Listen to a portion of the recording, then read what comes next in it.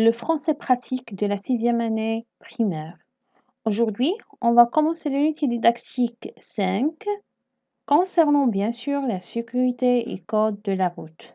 Donc, on va voir dans cette séance la leçon de la communication et acte langage intitulée Donner des conseils et faire des recommandations.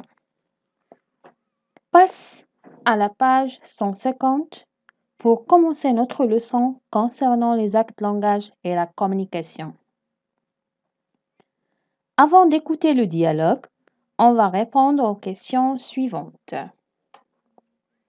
La première question, j'observe les images et les associe aux phrases correspondantes. Regardez bien, on a 4 phrases et 4 images. Je lis les phrases. Un panneau de signalisation.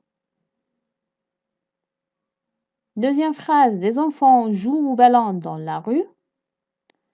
La troisième phrase, un accident de circulation. La quatrième phrase, un policier vérifie les papiers d'un automobiliste. Observez bien l'image. Regardez bien la première image. Qu'est-ce qu'il représente? Ou bien, qu'est-ce que vous voyez dans cette image? Donc, je vois un accident de la circulation. Donc, je peux mettre ici le numéro 3. C'est la phrase 3. C'est la phrase numéro 3. Regardez bien la deuxième image. Donc, il s'agit des enfants qui jouent au ballon dans la rue. Donc, je peux mettre ici la phrase numéro 2. Passons maintenant à la troisième image. Qu'est-ce que vous voyez? Je vois un policier qui vérifie les papiers d'un automobiliste. Donc, je peux mettre ici la phrase numéro 4. On passe maintenant à la dernière image. Elle représente la phrase numéro 1. C'est un panneau de signalisation. On passe maintenant à la deuxième question. J'écris les mots dans l'image. Regardez bien, on a 5 mots. Piéton, passage piéton, voiture, trottoir, cycliste. Et regardez bien, il s'agit d'une image animée par plusieurs éléments. Bien. Donc, regardez bien, la première flèche, elle représente quoi? Il s'agit d'une voiture. Donc, je peux mettre ici voiture. La deuxième flèche, regardez bien. Donc, il s'agit de quoi? On peut les appeler passage piéton. C'est un passage réservé aux piétons. La troisième flèche représente un trottoir. Donc, il faut toujours marcher sur les trottoirs car la chaussée, regardez bien ça, c'est une chaussée, car la chaussée est réservée aux véhicules comme les voitures, les vélos, les motos, etc. Bien. On passe maintenant à la quatrième flèche. Regardez bien. Il s'agit d'une dame avec sa fille. Elle traverse la rue.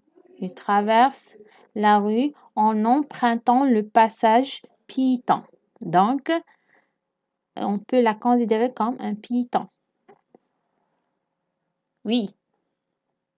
Dernière flèche, elle représente cycliste.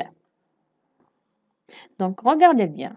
Quand tu es à vélo, ne circulez jamais entre les voitures. Il faut prendre plutôt la piste cyclable, c'est-à-dire une piste réservée au vélo ou bien aux motos. Bien. On passe maintenant à ces images. Bien. Qu'est-ce que vous voyez dans la première image? Regardez bien. On a ça, c'est Younes et son père. Où sont-ils à votre avis? Regardez bien, ils sont dans la rue. Qu'est-ce qu'ils font? Et ils parlent. Donc, Younes parle à son père. Regardons la deuxième image. On a ici une dame et des enfants qui jouent au ballon dans la rue. Et une voiture qui sort du garage risque de les heurter, la dame et les enfants aussi.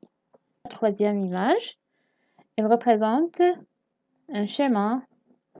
Comment on peut traverser une chaussée? C'est une partie médiane d'une rue ou d'une route où passent les véhicules.